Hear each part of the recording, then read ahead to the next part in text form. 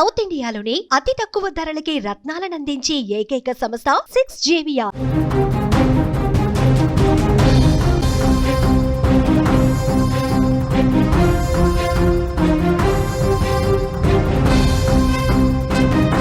కూలి పని చేసే ప్రతి వ్యక్తికైనా, కోట్లకు పడగలెత్తిన వాళ్ళకైనా సరే, ప్రతి బిడ్డకు తండ్రే మొట్టమొదటి హీరో.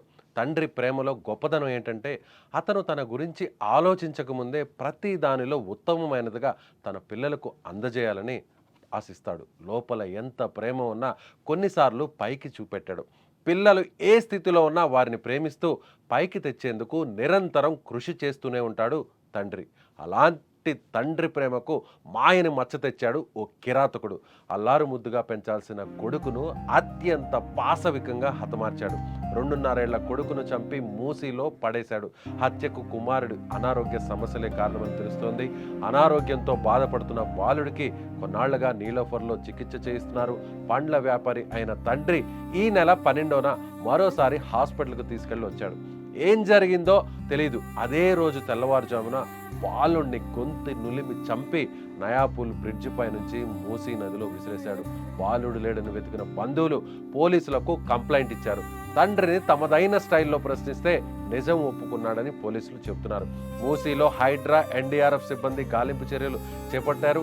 కంటికి రెప్పలా కాపాడాల్సిన తండ్రి చేతిలో కుమారుడు హత్యకు గురి కావడం తెలియడంతో స్థానికంగా ఇప్పుడు తీవ్ర విషాదం నెలకొంది. ఏదేమైనా ఇటీవల కాలంలో వివిధ కారణాలతో కన్నవారి చేతిలో పసిప్రాయాలు బలి కావడం ఆందోళనకు గురిచేస్తోంది.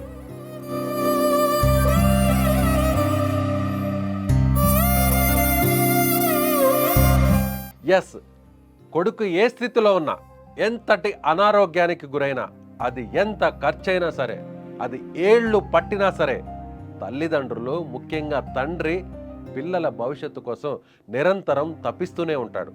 అలాంటిది అనారోగ్య సమస్యలతో బాధపడుతున్నటువంటి చిన్నారుల విషయంలో ఇక ఏ మాత్రం ఆలోచించరు తల్లులు.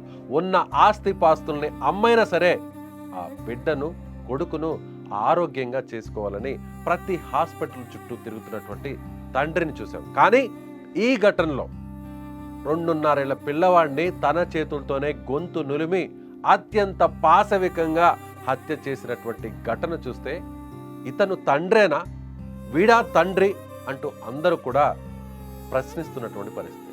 నిజంగా 2 ఏళ్ల బాలుని చూస్తే చంపడానికి ఆ కసాయి తండ్రికి చేతులు ఎలా వచ్చాయి?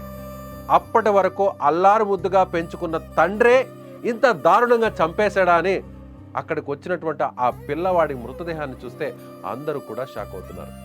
అప్పటి వరకు హాస్పిటల్లో చికిత్స చేయిస్తూ ఎలాగైనా సరే బిడ్డ భవిష్యత్తుకు ఆ తండ్రి పాటుపడతాడు, ఆ బిడ్డ భవిష్యత్తును తీర్చిదిద్దుతాడు, అందుకు అవసరమైనటువంటి ఎంత ఖర్చైనా సరే తాను భరిస్తాడని బంధువులందరూ కూడా ఎంతో గొప్పగా చెప్పుకున్నటువంటి పరిస్థితుల్లో ఒక్కసారిగా ఆ తండ్రే కిరాతకుడుగా మారడం, ఆ తండ్రే హంతకుడుగా మారడం, ముక్కు పచ్చలారని పసిపిల్లవాడిని గొంతు నిలిమి ప్రాణాలు తీసేసి ఆ తర్వాత పాశవికంగా, అత్యంత కిరాతకంగా, నిర్దాక్షిణ్యంగా నదిలో పడేయడాన్ని ఎవరు కూడా జీర్ణించుకోలేకపోతున్నారు. నిజంగా అనారోగ్య సమస్యలు ఉంటే హాస్పిటల్కి వెళ్ళాలి, హాస్పిటల్లో చికిత్స చేయించాలి, వీలైతే సాయం కోసం ఎవరినైనా సరే చేయి చాపాలి. ఇలాంటి తల్లిదండ్రులు చూసాం, ఇలాంటి ఎంతోమంది తండ్రులను చూసాం. కానీ ఈ ఘటనలో, ఈ కేసులో ఒక దుర్మార్గుడుగా ఉన్నటువంటి తండ్రి తన పాశవికాన్ని, తన దుర్బుద్ధిని చూపించాడు. 2.5 సంవత్సరాల పసికందును, ఆ పిల్లవాడిని, స్క్రీన్ మీద కనిపిస్తుంది మీకు ఆ ఫోటో, చిన్న పిల్లవాడిని చూస్తుంటే ఎంత చక్కగా కనిపిస్తున్నాడో చూడొచ్చు. కానీ ఇంత చక్కగా కనిపిస్తున్నటువంటి ఈ చిన్నారికి అనారోగ్య సమస్య తలెత్తిందని లేదా వేరే ఏ కారణమో తెలియదు, కానీ దారుణంగా గొంతు పిసికి గొంతు నులిమి చంపేశాడు ఈ దుర్మార్గుడు. ఇలాంటి తండ్రులకు ఎలాంటి శిక్ష పడాలి? తమ కడుపును పుట్టినటువంటి బిడ్డనే తన చేతులతో చంపుకున్నటువంటి ఈ కిరాతకుడికి ఎలాంటి శిక్షను వేయాలి? మీ అభిప్రాయాన్ని కామెంట్ బాక్స్లో తెలియచేయండి. చూస్తూనే ఉండండి for more updates. Suman TV digital live, Suman TV live.